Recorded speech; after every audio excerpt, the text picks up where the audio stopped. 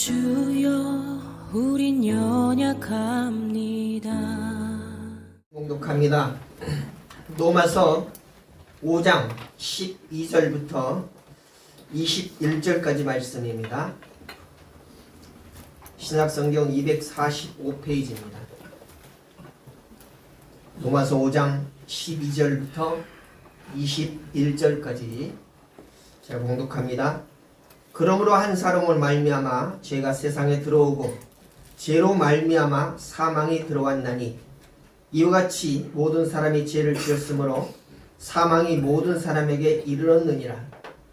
죄가 율법 있기 전에도 세상에 있었으나 율법이 없었을 때는 죄를 죄로 여기지 아니하였느니라. 그러나 아담으로부터 모세까지 아담의 범죄와 같은 죄를 짓지 아니한 자들까지도 사망이 왕노릇하였나니 아담은 오실자의 모형이라.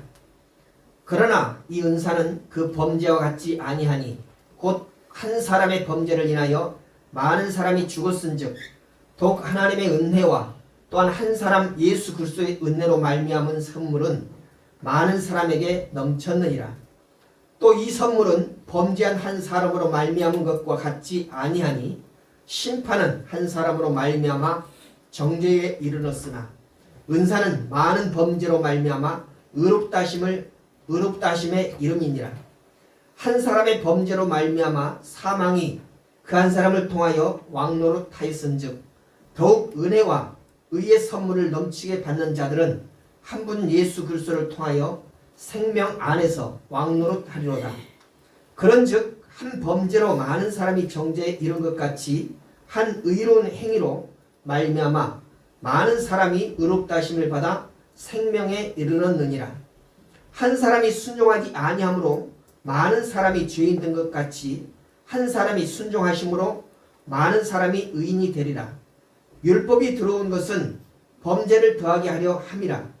그러나 죄가 더한 곳에 은혜가 더욱 넘쳐나니 이는 죄가 사망 안에서 왕노릇한 것 같이 은혜도 또한 의로 말미암아 왕노릇하여 우리 주 예수 그리스도로 말미암아 영생에 이르게 하려 함이라.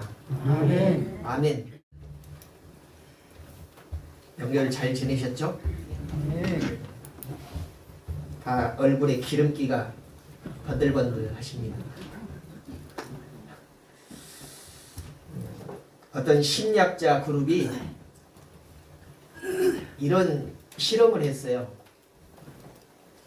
예쁜 강아지들을 여러 마리 사진을 찍고 또 그 주인들의 사진을 찍어서 학생들에게 걔 주인이 누굴 것 같느냐 라고 이렇게 찾아보라 그랬습니다. 그랬더니 참여자의 한 3분의 2가 개의 주인 사진을 찾더라는 것이죠. 주인의 사진과 개의 사진이 딱 이렇게 맞도록 골랐던 사람들이 실험에 참여한 학생들의 3분의 2가 되더라는 것입니다. 전혀 정보가 없어요. 이 사람이 어떤 괴를 꾸몄는지 그런 정보가 전혀 없습니다. 그럼에도 불구하고 얼굴만 보고 이 개가 이 사람의 것일 것이다 라고 이렇게 추측을 하는, 거기서 3분의 2가 주인을 맞췄다는 것이죠. 그러니까 흥미로운 것은 주인의 성향 따라서, 주인의 취미나 또는 성격 따라서 그 강아지를 꾸민다는 것이죠. 또 그렇게 이렇게 길러간다는 것입니다. 다시 말해서 주인 닮아간다 라고 하는 그런 말이겠죠. 그래서 거기서 스탠리 코런이라고 하는 교수는 이렇게 말했어요. 시간이 지날수록 반려견의 외모와 스타일에는 주인의 취향과 성향이 스며든다. 좀 수긍이 됩니까? 여러분 가정에 반려견 키우는 분들 있죠? 그 강아지가 여러분을 닮아 간다는 겁니다. 자, 그렇다면 개가 주인을 닮아간다면 우리는 누구를 닮습니까? 개도 주인을 닮는데 우리는 누구를 닮아야 하느냐 이거죠. 하나님이요? 하나님 보셨어요? 하나님은 형상도 형체도 없다고 그러시니까 도무지 뭘 닮아가야 될까요?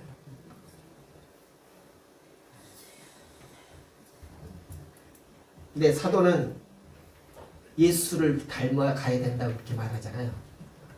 우리 모습이 예수를 닮아가야 하는데 과연 예수를 닮는 그런 삶을 살고 있는지. 사람은 누구나 자신이 서 있는 그 자리를 기준 삼아서 세상을 바라보게 됩니다. 같은 상황인데 어떤 사람은 여기가 끝이다 라고 이렇게 말하는 사람이 있고요. 어떤 사람은 이제 다시 시작이다. 아직 끝이 아니라 앞으로도 계속 해야 할 일이 있다 라고 이렇게 말하는 사람이 있습니다. 오늘 본문에서 사도 바울은 본래 인간의 자리가 어딘가 라고 하는데 죽음의 자리다 라고 이렇게 말하고 있습니다. 모든 인간이 어떤 일부의 사람만이 아니라 모든 인간이 원래 죽음의 자리에 서 있다 라고 이렇게 말하고 있어요. 그런데 그런 자들 중에 어떤 자들은 예수 그리스도로 말미암아서 영생의 자리로 옮겨졌다 이렇게 말하고 있습니다. 모든 인류가 다 죽음의 자리에 있었는데 어떤 사람들은 그 죽음의 자리에 계속 있지 않냐고 영생의 자리로 옮겨지고 있다 또는 옮겨졌다 라고 이렇게 오늘 본문에 말씀하고 있다는 것입니다. 그러니까 오늘 로마서 5장 12절부터 21절은 단순히 개인의 구원 경험을 설명하는 그런 자리가 아니라는 것입니다. 오늘 본문은 인류 전체가 어떤 지배 아래 있었고 그랬던 자들이 지금 현재는 누구의 다스림을 받는가, 어떤 다스림을 받는가 라고 하는 그 문제를 우리에게 대두하고 있습니다. 로마서 5장에서부터 8장까지는 우리에게 한 가지 질문을 던져주고 있는데요. 하나님은 우리를 어떻게 구원하시고 어디로 인도해 가시는가에 대한 그런 질문을 우리에게 던져주고 있습니다. 우리를 구원하시는데 어떤 방법으로 구원하실 것인가, 그리고 구원을 한 그 사람들을 어디로 이끌어 가시는가에 대한 문제를 우리에게 던져주고 있다는 것입니다.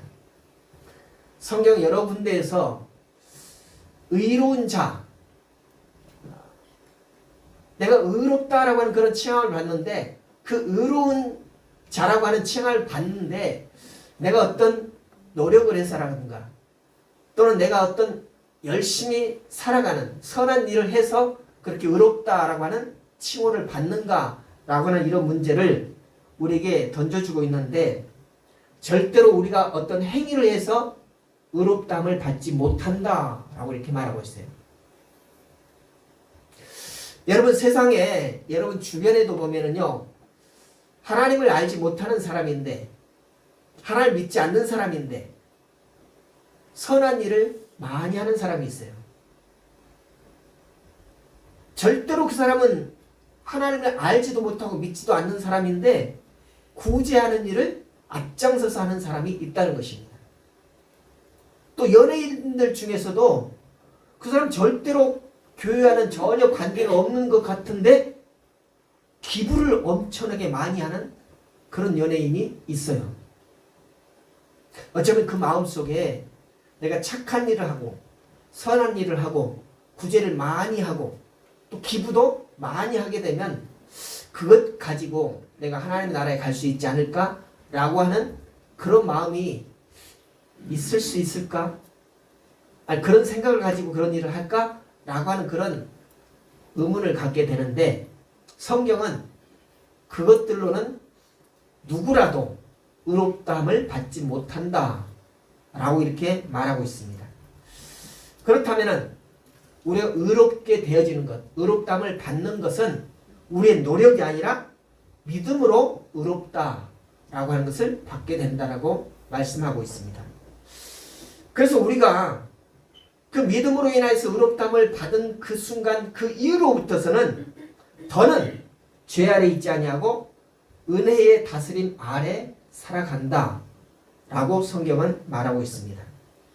그래서 십자가는 하나님의 사랑을 선언하는 것인데 현재의 고난받는 그런 삶을 살아간다 할지라도 십자가의 정신, 십자가가 어떤 의미인지를 깨닫고 알게 된다면 아무리 고난 가운데 있을지라도 아무리 힘든 일이 있을지라도 십자가를 포기하지 않는다는 것입니다. 예수 믿는 것을 중단하지 않는다는 것입니다.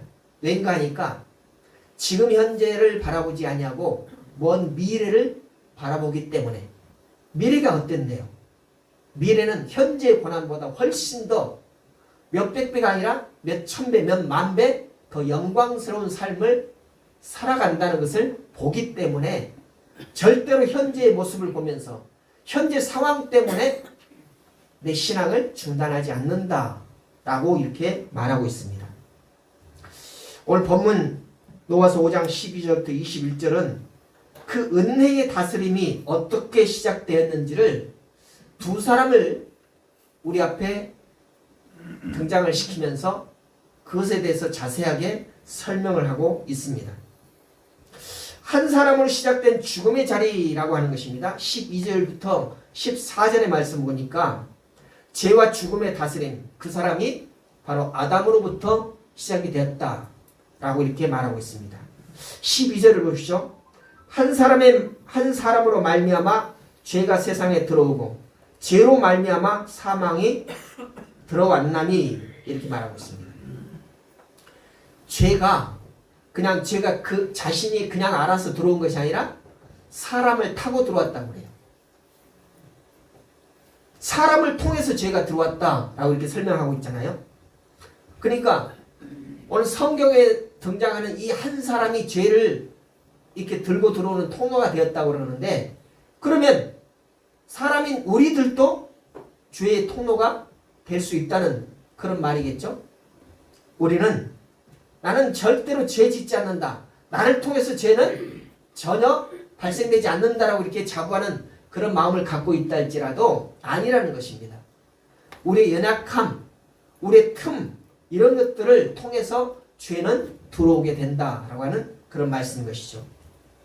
그 다음에 보니까 죄가 세상에 들어왔고 그 죄로 말미암아서 사망이 들어왔다 이렇게 말씀해요. 다시 말하면 사람 때문에 사망이라고 하는 것이 들어왔다라고 하는 그런 결론을 우리에게 갖게 하는 것이죠. 여기서 말하는 죄라고 하는 것은 몇몇 가지의 잘못된 행동, 이것을 죄로 단정하지 않습니다. 이 죄라고 하는 것은 죄가 인격인 것처럼 우리를 지배하는 그런 세력을 죄라고 이렇게 말하고 있습니다. 그러니까 죄는 어떤 행동에 국한되지 아니하고 거대한 세력이라는 것이죠. 한 사람을 타고 들어온 것이지만 그 죄로 말미암아서 한 사람만 멸망의 길로 달려가는 것이 아니라 그와 함께하는 그 군락, 그 모든 공동체가 한꺼번에 사망으로 달려가게 된다라고 하는 그런 말씀인 것입니다. 오늘 로마서 5장의 죄는 우리의 삶을 지배하는 힘, 또 왕노릇하는 그런 세력이다 라고 이렇게 말할 수 있습니다. 그러니까 한 사람 아담이 하나님의 말씀에 불순종함으로 인하여서 죄가 그 아담을 통해서 들어왔고, 그 죄는 아담만 죽인 것이 아니라 그 아담 이후로 오는 모든 사람들을 죽음의 자리로 내몰아가고 있다는 것이죠. 그래서 죽음이 없던 세상에 죽음이 발생하게 되었다는 것이죠. 하나님께서 우리를 만드실 때는 너 여기서 여기까지만 살아야 된다 라고 하지 않았어요. 너 나와 함께 영원히 살자라고 하는 그런 뜻에서 우리를 지으셨다는 것입니다. 그리고 그런 삶을 살게 하기 위해서 에덴 동산을 지으시고 그 안에서 살아가도록 하셨다는 것입니다. 그런데 그 아담을 통해서 죄가 들어옴으로 말미암아서 아담 자신이 그 에덴 동산에서 살아가지 못하고 에덴 동산을 쫓겨남을 받았다고 했어요. 그때부터서 사람은 한계가 있는 그런 삶을, 결국에는 죽음을 맞이하게 되는 그런 인생이 되게 되었다는 것입니다. 이 죽음이라고 하는 이 문제를 우리는 생각할 때, 내가 지금 숨을 쉬어서 내 심장이 뛰고 피가 돌고 뭐 독립 이렇게 막 내 힘줄에 핏줄에 막 펄떡펄떡 뛰는 이것이 멈춰주는 것, 이것을 죽음이라고만 생각을 하죠. 그러나 성경이 말하는 죽음은 그것에 한정되지 않는다는 것입니다. 성경에서 말하는 죽음이라고 하는 것은 심장이 멈춰지는 그 사건만이 아니라 하나님과의 관계가 끊어지고 삶이 무너지는 그런 상황을 모두 다 죽음이라 이렇게 표현하고 있습니다. 그러니까 그 결과로 인하여서 인류는 죄의 다스림, 죽음의 통치 아래 놓이게 되는 것, 이것이 사망의 결론이다 라고 말할 수 있습니다. 여러분, 내가 숨 쉬고 있다고 해서 살았다라고 말할 수 없다는 것입니다. 하나님과의 관계가 무너져버리는 상태, 삶의 가치를 느끼지 못하는 그런 상태로는 살았다라고 말할 수 없다는 것이죠. 그래서 아담 이후의 인간은 죄의 영향력 아래 태어났고 그 결과로 죽음이 모든 사람을 다스리게 되었다는 것입니다. 여러분, 아무리 많이 가진 사람도, 아무리 힘이 있는 장사라 할지라도, 아무리 높은 명예를 가지고 있다 할지라도 죽음 아래서는 꼼짝 못하게 되었다는 것입니다. 이것이 바로 죽음이 다스리는 그런 세상이다라고 말할 수 있는 것이죠. 여러분, 중국의 진시황이 불로초를 찾으려고 제주도까지 갔다 그랬잖아요.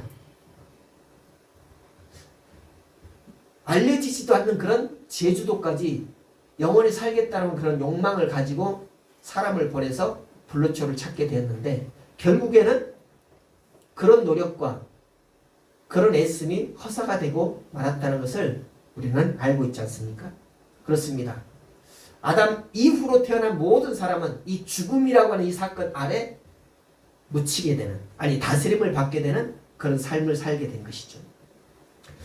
그렇지만 죽어버리면 끝이다 라고 하는 그런 말들을 많이 하잖아요. 그러나 죽음은 단지 육체의 끝이 아니라는 것입니다. 성경이 말하는 죽음은 숨이 멎는 그 순간만을 말하는 것이 아니라는 것입니다. 그것은 바로 하나님과의 관계가 단절되어질 때도 죽었다라고 이렇게 표현을 하고요. 또 어떤 사람은 살아있음에도 불구하고 삶의 의미를 상실해버릴 때가 있잖아요. 내가 왜 살지? 라고 하는 그런 질문을 자신에게 많이 던지는 그런 사람. 이 사람도 죽었다라고 이렇게 표현합니다. 그 다음에 두려움과 허무의 지배를 받는 그런 사람들도 죽었다라고 성경은 말하고 있습니다. 아무것도 아님에도 불구하고 막 무섭다라고 하는 사람, 그럼 내가 살아보니 삶이라는 것이 아무 가치가 없다 라고 이렇게 말하는 그런 사람들도 살았지만은 죽었다라고 이렇게 표현하고 있다는 것입니다. 이것이 바로 죽음의 자리라는 것이죠. 그래서 사람들은 살았지만 하나님 없이, 소망 없이 살아가게 되는 것이죠. 하루하루 그저 목숨이 붙어 있으니까 산다 라고 하는 말인 것입니다. 그래서 성경은 우리 모두는 그 자리에 있었다 이렇게 말하고 있어요. 특별히 사도 바울을 통해서 온 인류가 그런 자리에 살아가고 있었다는 것입니다. 얼마나 절망입니까? 아무런 꿈도 없이, 아무런 소망도 없이 살아가는 그런 삶을 살아갔다는 것이죠.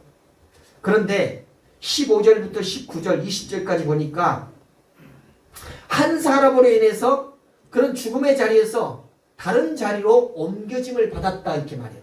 그 옮겨진 자리가 바로 영생의 자리다 라고 이렇게 말하고 있습니다.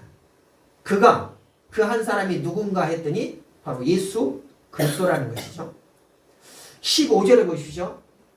15절을 보니까 그러나 라고 이렇게 시작을 합니다. 그러나. 다시 말해서 14절까지는 모든 인류가 죽음의 자리에 있었는데 그러나 그것으로 세상이 끝이 나버린 것이 아니라 그러나 라고 하면서 다시금 새로운 세상을 말해주고 있어요. 그러나 이 은사는 그 범죄와 같지 아니하니 그 전에 범죄로 인하여서 죄로 인하여서 죽었던 것처럼 그렇게 살아갔던 인류가 그러나 은혜로 인하여서 은사로 인하여서 다시금 새롭게 변화가 되어지고 있다는 것이죠. 새로운 자리의 삶을 살아가게 된다는 그런 말씀인 것입니다. 다시 말해서 하나님께서는 그 죄로 인하여서 죽음과 같은 삶을 살아가는 하나님의 창조물인 사람들을 그냥 방관하고 그냥 내버려 두지 않으셨다는 것입니다. 하나님의 창조물인 사람들에 대해서 하나님께서는 끊임없이 관심을 가지고 계시다는 것입니다. 여러분, 우리 중에도 혹시 하나님은 나에게 전혀 관심이 없으신가 봐 라고 하는 그런 생각을 가지고 계신 분들이 있을 수 있어요. 왜? 하는 일마다 되지 않고 늘 아파 있고 늘 고난 가운데 있는 그런 사람들이 자주 하나님께서는 나를 관심 갖지 않으신가 봐. 하나님께서는 나를 외면하신다 라고 이렇게 생각할 수가 있다는 것입니다. 그러나 오늘 말씀 보면 하나님께서는 창조 이후부터 계속적으로 사람에게 관심을 갖고 계시다는 것이죠. 그래서 끊임없이 사람들에게 관심을 갖고 그들에게 일을 맡기시고 그들이 일을 하나하나 늘 투명한 눈으로 바라보고 계시다라고 하는 그런 말씀인 것입니다. 그래서 한 사람 아담으로 인해서 아담의 불순종함으로 인해서 죄가 그를 타고 세상에 들어왔고 그 죄로 인하여서 모든 사람이 죽음의 자리에 있게 되었는데 하나님께서는 그 상태로 내버려 두지 아니하시고 한 사람 예수 그리스도를 이 땅에 보내셔서 그를 통해서 하나님의 은혜를 경험하게 하시고 그 은혜의 다스림을 받게 하시는 그런 세상을 다시금 시작하셨다는 것입니다. 여러분, 아담과 예수는 많은 공통점을 가지고 있습니다. 오늘 말씀에도 보니까 아담을 오실 예수님의 모형이라고 이렇게 말씀하고 있죠. 14절에. 그런데 이 아담과 예수님은 모두 다 특별한 공동점이 있는데 그 공동점의 가장 큰 공통점이 뭐냐니까 인류 전체의 삶을 바꾸는 전환점을 마련했다는 것입니다. 아담을 보십시오.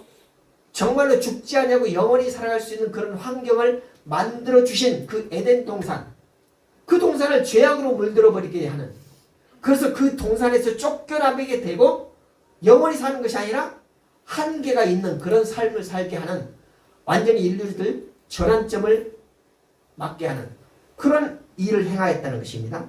그런데 예수님께서도 그런 죽음의 자리에 있던 인류를 다시 새로운 은혜의 자리로 옮기는 그런 전환점을 맞게 하신 분이 바로 예수님이라는 것입니다. 그래서 아담의 불순종으로 인해서 죽게 되었던 자들이 예수님의 순종으로 인해서 다시금 은혜의 자리로 가게 하였다는 것입니다.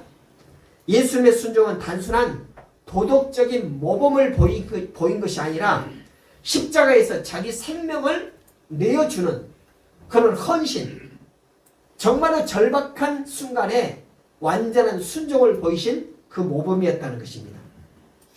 오늘 본문은 계속해서 은혜는 죄보다 작지 않고 죽음보다 약하지 않다라고 이렇게 강조하고 있습니다.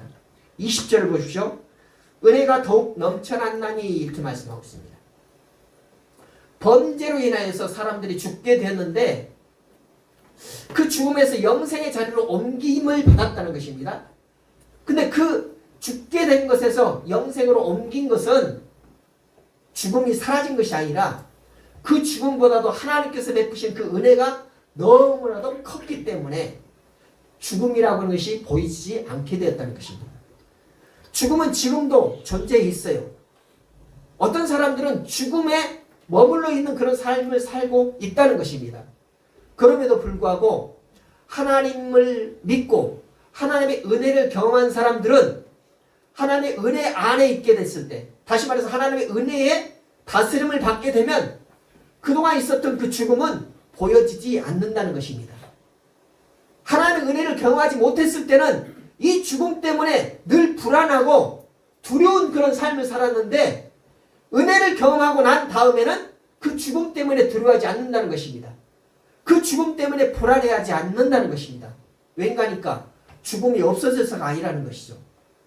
죽음이 소멸돼서가 아니라 그가 받은 은혜가 이 죽음보다 훨씬 크기 때문에 죽음이 가려졌다는 것이죠. 이것이 바로 하나님의 은혜라고 말하고 있습니다.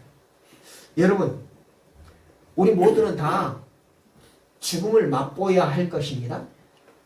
누구라도 나는 하나님을 믿으니까 죽지 않는다 라고 자신할 수 있는 분이 있겠습니까? 우리 육체의 죽음을 맛보아야 된다는 것입니다. 그럼에도 죽음에 대해서 불안해하지 아니하고 두려워하지 않는 것은 그 죽음보다 훨씬 하나님의 은혜가 크기 때문에, 다른 말로 얘기하면 육체는 죽지만 영혼은 영원히 산다는 것, 그것이 바로 하나님의 은혜라는 것, 이것을 알기 때문에 육체의 죽음은 두려움의 대상이 되지 않는다는 것입니다. 육체의 죽음은 불안의 대상이 안 된다는 것이죠. 그래서 여러분도 그럴 수 있을지 모르겠습니다만은 우리 믿음의 선진들 중에요, 죽음이 가까웠을 때, 죽음이 임박했을 때 오히려 찬송하면서 기뻐했던 사람들이 있는 것을 우리는 보게 되잖아요. 뭐 정치적으로는 좀 그렇습니다만은 신앙적으로 봤을 때 이화여대 총장이었던 김한란 박사 같은 분은 자기가 죽을 때에 장송곡 부르지 말고 오히려 환송곡을 부르라 이렇게 말했다는 거죠. 왜? 죽음이 끝인 것, 죽음이 이별인 것 같지만 아니라 나는 바로 하나님의 나라에 들어가면서 하나님께서 나를 환영해 주니까 환영식을 해달라라고 이렇게 말했다는 것입니다. 어찌 죽음을 두고 그렇게 말할 수 있는가? 바로 죽음의 두려움, 죽음의 불안, 이것보다 훨씬 더 하나님의 은혜가 크기 때문에 그럴 수 있다는 것입니다. 여러분, 은혜는 죽음을 이길 만큼 크다는 것을 다시금 말해주는 것입니다. 또 영생이라고 하는 것은 나중이라고 이렇게 인식하는 바가 있잖아요. 지금은 정말로 고난이고 고달프고 힘겨운 그런 삶인데 그래도 살아갈 수 있는 것은 내가 죽은 다음에 영생할 수 있으니까 라고 이렇게 말하는 그런 신앙인들이 있다는 것입니다. 그런 성경은 그것이 아니라고 말해요. 왜냐니까 영생은 내가 죽은 다음이 아니라 지금부터가 영생이라고 말하고 있습니다. 지금부터 영생이다라고 성경은 우리에게 말씀해 주고 있다는 것입니다. 다시 말해서 영생은 죽어서 천국 가는 그 티켓이 영생이 아니라는 것이죠. 영생은 새로운 지배 아래로 옮겨지는 것이 영생이라고 성경은 말하고 있습니다.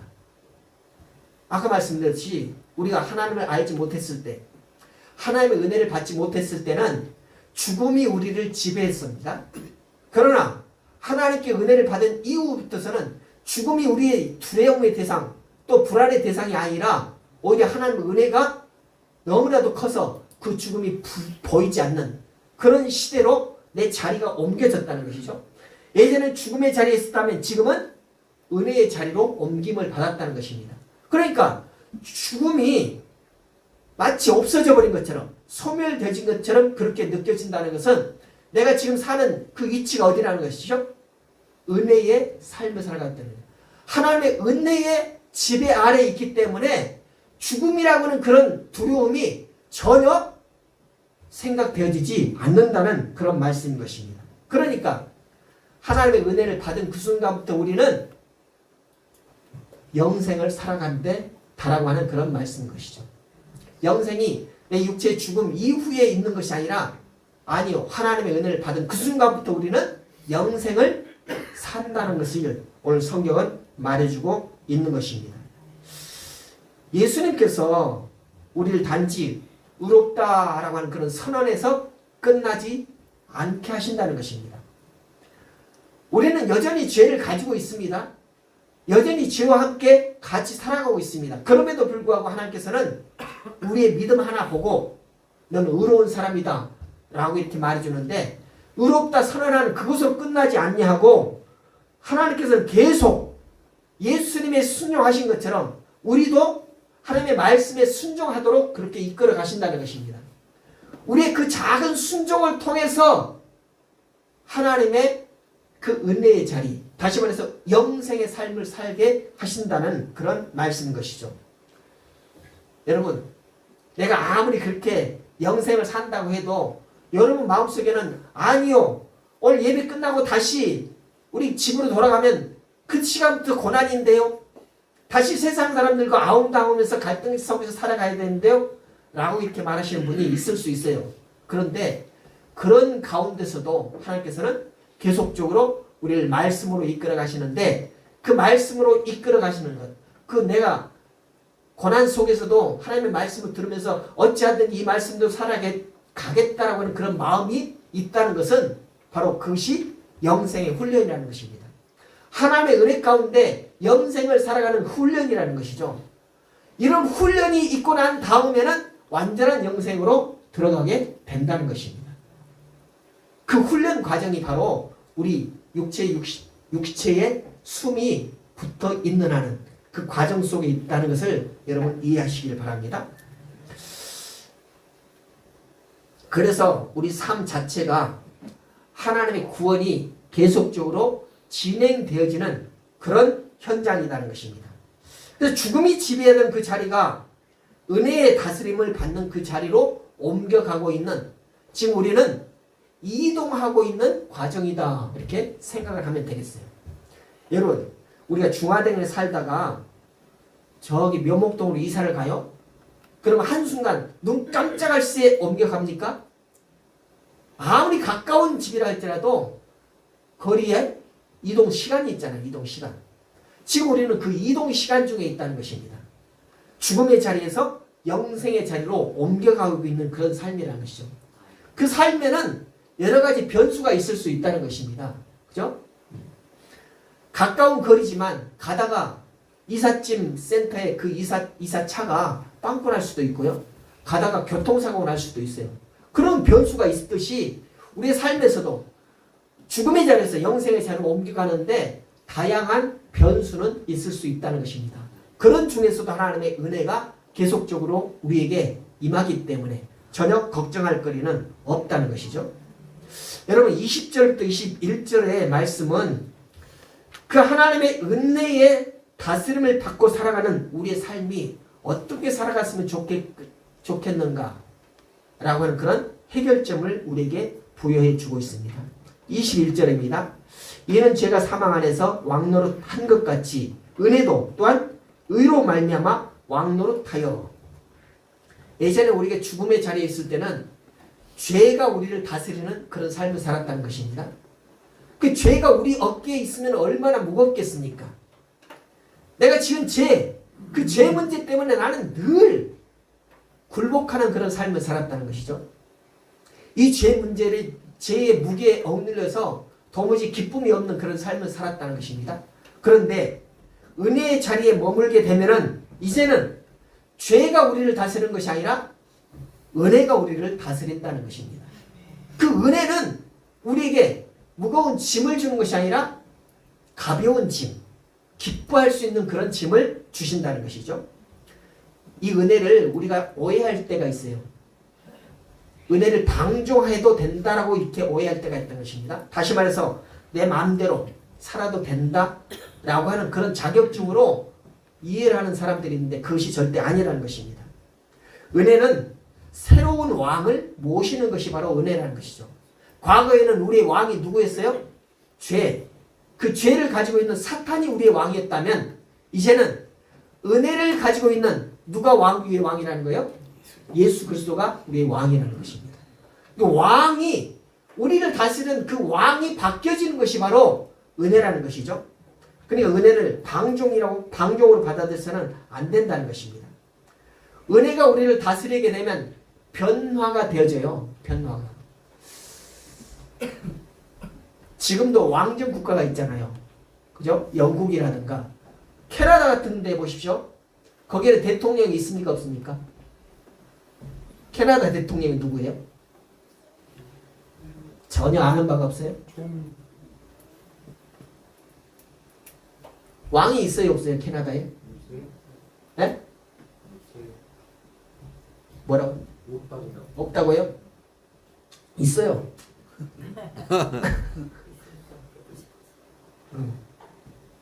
캐나다는 영국의 속국이에요. 캐나다의 왕이 영국 여왕이 캐나다의 왕입니다. 그러니까 거기는 대통령도 없고 왕이 그 캐나다에 존재하는 것이 아니라 그냥 총리가 있잖아요. 그 독립을 하려고 하는데 하고 싶은 마음이 없는 것 같아. 그래서 계속적으로 영국의 그 속국처럼 그렇게 살아가고 있는데 그렇습니다. 왕정과 요즘에 많은 국가들이 대통령이라고 하는 그런 제도를 정치적으로 사용을 하고 있잖아요. 대통령이 바뀔 때마다 그 대통령제 아래서 살아가는 백성들의 삶이 바뀌어져요. 대통령이 어떤 정치를 펴느냐에 따라서 백성들의 삶도 달라진다는 것입니다.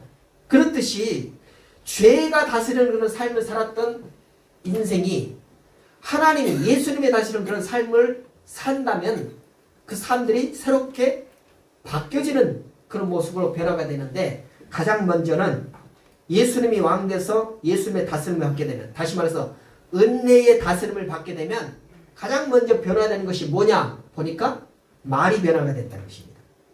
그리고 관계가 달라진다는 것입니다. 그리고 선택의 기준이 달라진다는 것입니다. 여러분 하나님을 알지 못했을 때 성경에 나오는 그런 단어들 전혀 생각하지 않았다. 나오면 말하면은 욕부터 나오는 사람들이 있었잖아요. 근데 놀랍게도 하나님을 만나고 난 다음에는 욕이 싹 사라지는 거예요. 물론 세상 가운데 살아갈 때 욕이 나오기는 나옵니다만은 그러나 현저하게 줄어들게 된다는 것입니다. 또 사람을 만나는 그 관계가 바뀌어지게 된다는 것이죠. 그 다음에 그가 선택하는 기준이 달라지게 된다는 것입니다. 그 기준이 세상의 가치로 기준을 삼았다고 한다면 이제는 성경이 그 선택의 기준이 되어지는 그런 삶을 살게 된다는 것입니다. 자, 그렇다면 오늘 우리는 내 지금 자리는 어디인가 하면 여러분 자신을 살펴보기를 원합니다. 여러분은 어디에 서 있는가? 우리는 이미 영생에 들어와 있는 그런 삶을 산다고 했어요. 그렇지만 그 영생의 삶이 완성되어지지는 않았어요. 다른 말로 얘기하면 우리는 구원받은 백성이지만 완성된 구원은 아직 멀었다는 것입니다. 완성된 구원은 하나님의 나라에 완전하게 들어갔을 때 그때 구원은 완성이 되어지게 되는 것입니다. 우리는 죽음의 자리에서 날마다 멀어지어가는 그런 삶을 살고 있습니다. 우리는 점점 은혜의 자리로 가까워지고 있는 그런 삶을 살아가고 있다는 것입니다. 아까도 말씀드렸듯이 우리의 현재 이체는 지금 고정된 자리가 아니라 이동되어지고 있는 자리다 라고 하는 것입니다. 여러분은 지금의 그 자리가 완전한 여러분의 자리가 아니라는 것을 믿으시기 바랍니다. 지금도 여러분은 은혜의 자리로 계속 옮겨가고 있는 그런 삶을 살고 있는 것입니다. 예전에 우리 어렸을 때 시골에 교회에요. 겨울이 되면은 교회 가장 중앙 자리에 뭐가 차지해요? 어떤 난로? 톱밥 난로. 그죠? 아주 그 전에는 뭐 장작 떼 가지고 했는데 너무나 연기가 많으니까 또 소리도 막 나고 그래서 톱밥 난로라는 게 나왔잖아요. 위에다 톱밥통을 올려놓고 밑에서 막 불을 떼면은 그 재가 되면서 공간생이가 톱밥이 자연스럽게 이렇게 내려와 가지고 하는데 어떤 경우에 톱밥이 너무나 조밀하게 있어 가지고 나오지 않는 경우가 있어요. 그때 툭 터주면은 톱밥통을 툭 한번 쳐주면은 왕창 쏟아집니다. 그래가지고 어떻게 돼요? 연기가 그냥 연기만 아니라 톱밥도 막 날려요. 그런데도 불구하고 사람들이 자꾸만 그 톱밥 난로 주위로 몰려들어요. 왜요? 추우니까.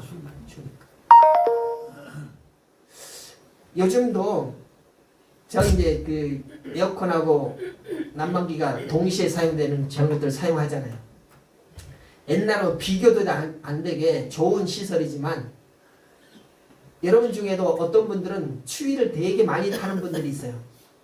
어떤 분들은 막 더워하는 분들이 있어요. 계속해서 주보 가지고 지금도 막 덥다 이렇게 부채질하는 분들이 있어요. 여러 가지 자기 몸 상태 때문에 그렇잖아요. 그런데 어떤 분이 너무나 덥다고 해가지고 다른 사람 막 추워 죽겠어 막 떨고 있는데 저기 난방기를 전원을 꺼버려요. 자기 더우니까. 그럼 추운 사람 어때요? 더 추워.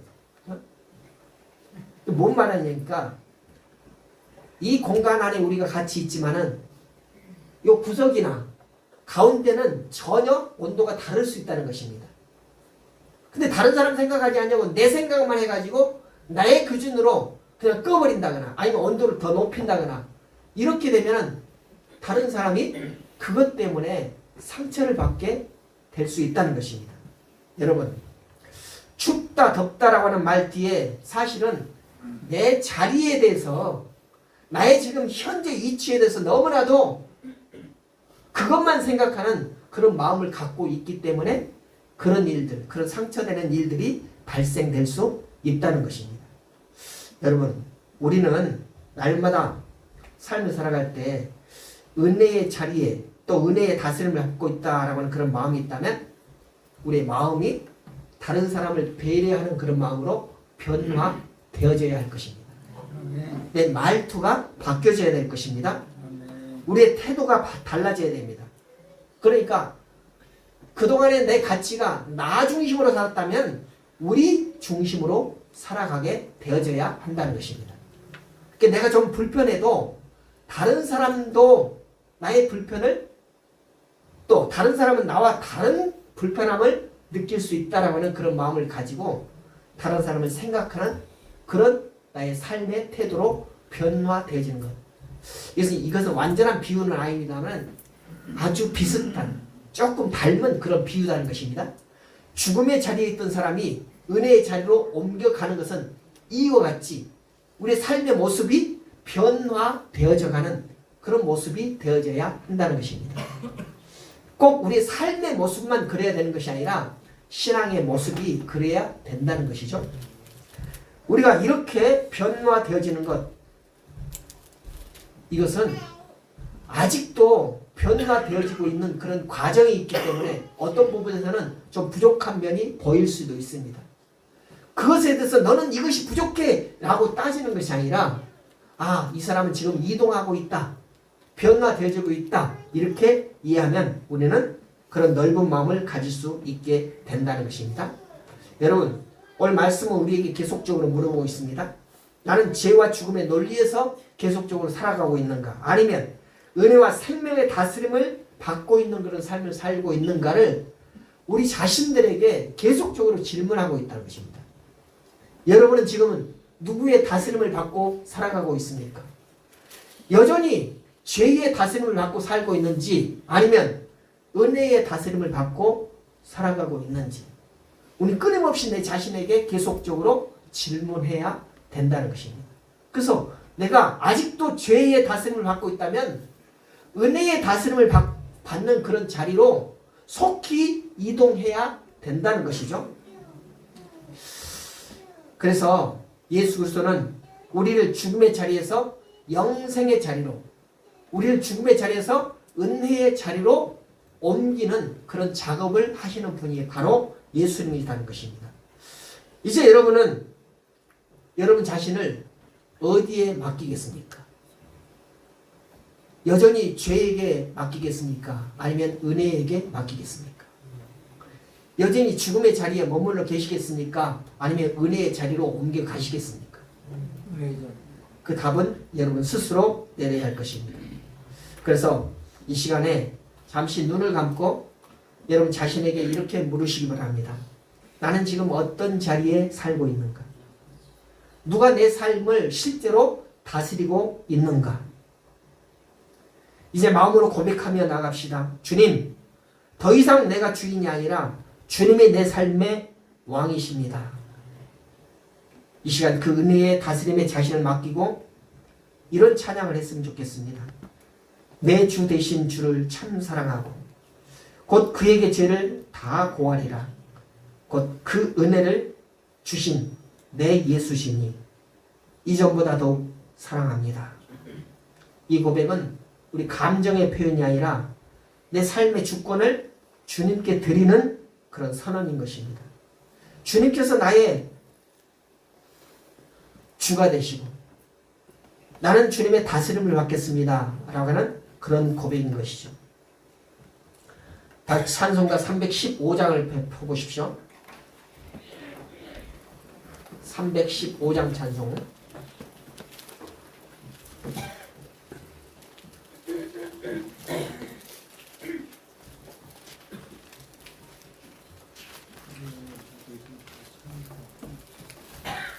일절을 다 같이 부르시겠습니다.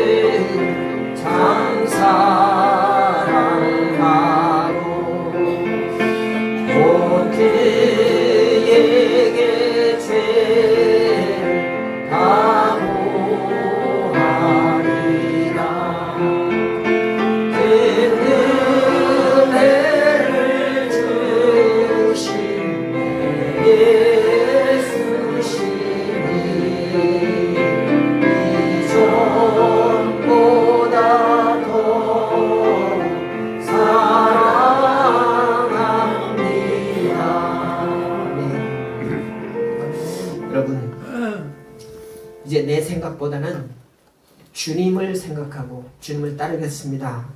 내 편안함보다는 주님의 뜻을 따르겠습니다 라고 하는 그런 고백이 있었으면 좋겠습니다. 아멘. 사실 그런 마음을 품고 2절을 다시 강합니다.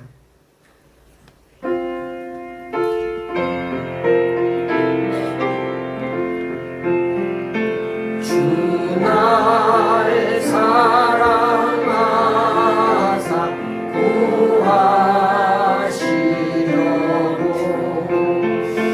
저 십자가 고난 당하셨도다.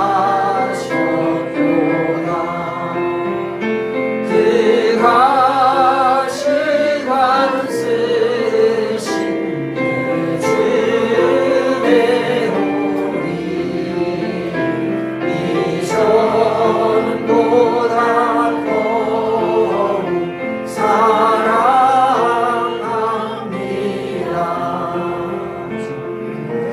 보십시오. 예수님께서는 우리를 죽음의 자리에 있던 우리를 은혜의 자리로 옮겨가게 하시기 위해서 어떤 일을 행하셨다고요? 친히 가시 면류관을 쓰시고 십자가에 달려 죽게 되는 그런 희생을 감당하셨다라고 말씀하고 있습니다. 우리를 위해서, 예수님 자신을 위해서가 아니라 우리를 위해서 그 누구도 가고 싶지 않은 그런 길을 가셨다라고 이렇게 말씀하고 있습니다. 그렇다면 이제 은혜의 다스림을 받는 우리는 어떠해야 할까? 다시 정리가 될 것입니다.